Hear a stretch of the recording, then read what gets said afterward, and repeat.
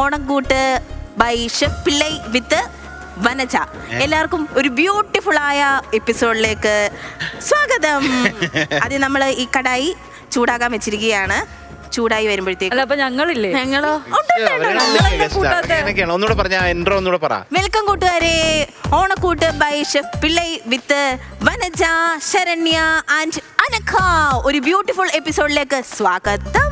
ഞാൻ ഇങ്ങനെയൊക്കെയാണ് പറയുന്നത്. ഞാൻ എന്റേതായിട്ടുള്ള സ്റ്റൈല്, അതല്ലെങ്കിൽ കോപ്പിയടി ആയി പോകത്തില്ല. അപ്പൊ നമ്മള് അടുപ്പില് തീ കത്തിച്ചു, കടായി വെച്ചിരിക്കുകയാണ്. ഇത് ചൂടായി വന്നിരിക്കുന്നു.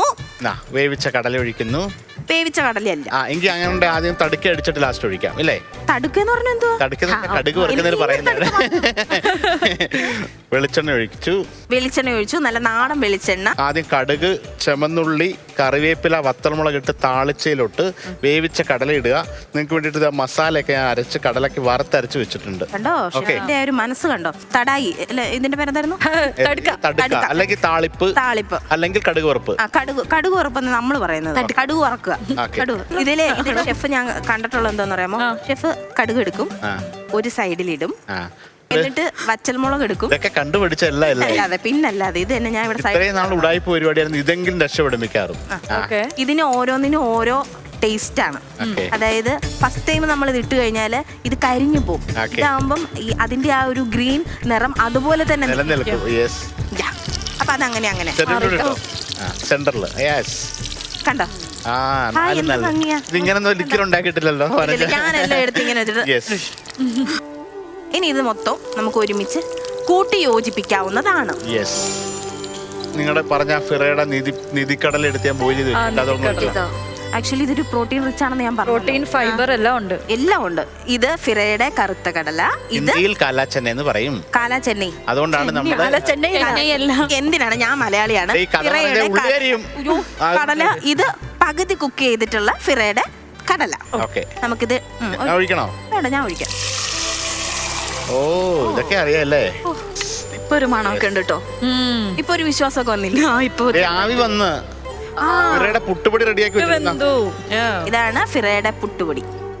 ഞാൻ അതെടുത്ത് ഓൾറെഡി പുട്ടിന്റെ പൊടി ഓൾറെഡി നനച്ച് വെച്ചിട്ടുണ്ട്. ഹെൽപ്ഫുൾ ആണ്. ഫിറ കടല പകുതി വെന്തത് നമ്മൾ ഓൾറെഡി വെച്ചിട്ടുണ്ടായിരുന്നു. വെള്ളം ഉണ്ടായിരുന്നു, അത് പകുതി തിളച്ച് ആകാറായിട്ടുണ്ട്. അപ്പോഴത്തേക്കും ഷെഫ് തയ്യാറാക്കിയിട്ടുള്ള ഇൻഗ്രീഡിയൻസ്, അതായത് അരപ്പ് എന്തൊക്കെയാ ഇതിലുള്ളത്? തേങ്ങ, മുളക് പൊടി. സാധാരണ നോർമൽ കടലക്കറി വെക്കുന്നത് എന്താണെന്ന് അറിയില്ലേ? അറിയില്ല. പറഞ്ഞുതരാം. പ്രത്യേക ഒരു ക്ലാസ് തരുന്നതായിരിക്കും. അങ്ങനെ അരപ്പുകളെല്ലാം ചേർത്തിട്ടുള്ളതാണ്. നിങ്ങളെന്താ ഒരു ശത്രുവിനെ പോലെ ഈ ഓണക്കാലത്ത് എന്നോട് പെരുമാറുന്നത്? നിങ്ങൾക്ക് കഴിക്കാൻ വേണ്ടിട്ടല്ലേ ഞാൻ അതാ ഞങ്ങളുടെ പേടി. ഹോസ്റ്റലിൽ ഡെയിലി ചീത്ത ഫുഡ് വന്നിട്ട് ചേട്ടനെ അടുത്ത് കിട്ടിയപ്പോൾ ഒരു പ്രതീതി. ഇങ്ങനെ ഇളക്കാനെങ്കിലും തോന്നുന്നുണ്ടോ? എനിക്ക് തോന്നുന്നു. അതാ വന്നട്ടെ. അയ്യോ, എന്റെ നല്ല കുട്ടി. പുട്ട് പുഴുങ്ങോ? പുട്ട് പുഴുങ്ങാൻ. അതപ്പോ നമ്മൾ ആദ്യമായിട്ട് ഫിറ ഫുഡ്സിന്റെ പുട്ടുണ്ടാക്കുകയാണ്. ഫസ്റ്റ് തേങ്ങാപ്പീര. പുട്ടിന് തേങ്ങാപ്പീര നേരത്തെ പറഞ്ഞല്ലോ.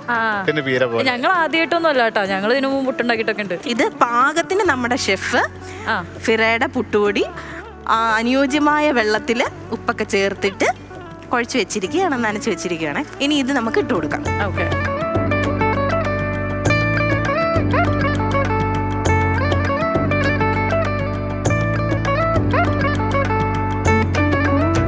തേങ്ങാപ്പീര ഇട്ടു. ഇനി ഫിറാപ്പൊടി.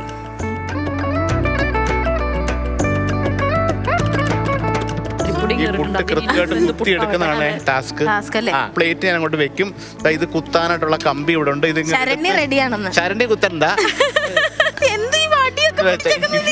ഇത് കുത്തി കൃത്യമായിട്ട് ഉടയാണ്ട് ആ പുട്ട് കിട്ടിയില്ലെങ്കിൽ